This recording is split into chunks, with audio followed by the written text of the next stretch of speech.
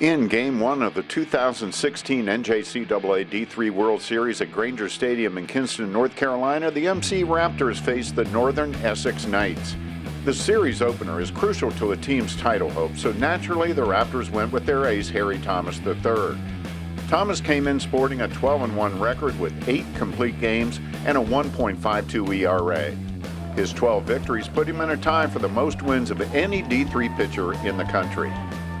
But Essex jumped out to a quick lead when they scored an unearned run in the first. And they might have had more, but a fine catch in center by Nolan Gilbert kept them there. MC came back in their half to score 2 after taking advantage of the early wildness of Essex starter Anthony Daly. Chris Heckhouse, who drew a leadoff walk, scored on a wild pitch, and a Greg Brown sac fly brought in Eddie Peguero, who had also walked, to make it 2-1 MC after 1.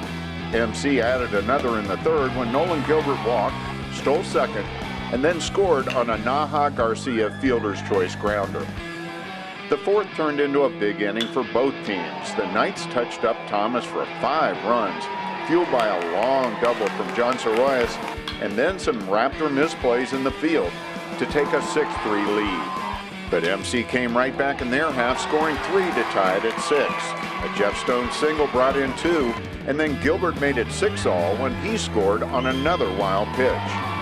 After Thomas's rough fourth, head coach Dan Rasher turned to his bullpen earlier than he would have liked and brought in Eddie O'Neill, who looked sharp. The Raptors came right back and tacked on 4 more in the 6th. After singles by Peguero and Stuart Paz, Brooks Carson chased them both home with a booming double off the 390-foot marker in center. Greg Brown immediately followed with a double of his own to plate Carson, and then Gilbert brought home Brown with a single to make it 10-6 Raptors after 6. But fielding woes hurt the Raptors in the 7th when 2 miscues led to 2 unearned runs to make it 10-8 MC.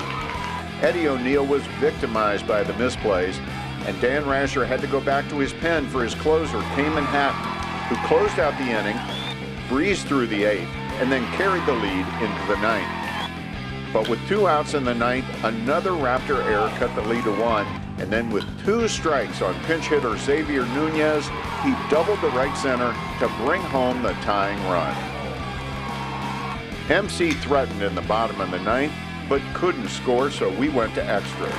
And MC stuck with Hatton, who was on the mound much longer than he's used to. Normally he'll go 1, maybe 2 innings, but tonight he pitched on guts and guile and kept the Raptors in it. But the Raptors couldn't break through on Essex reliever Evan Glue either. And so we went to the 12th. Essex put 2 on, and then with 2 outs, Keith Linnane singled to right to bring in both runners and put Essex on top, 12-10. And when MC couldn't score in their half, Essex had escaped with a 12-10 win. A tough and disappointing loss to be sure.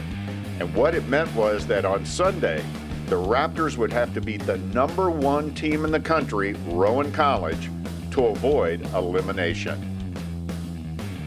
For the Raptor Report, I'm Michael Brown.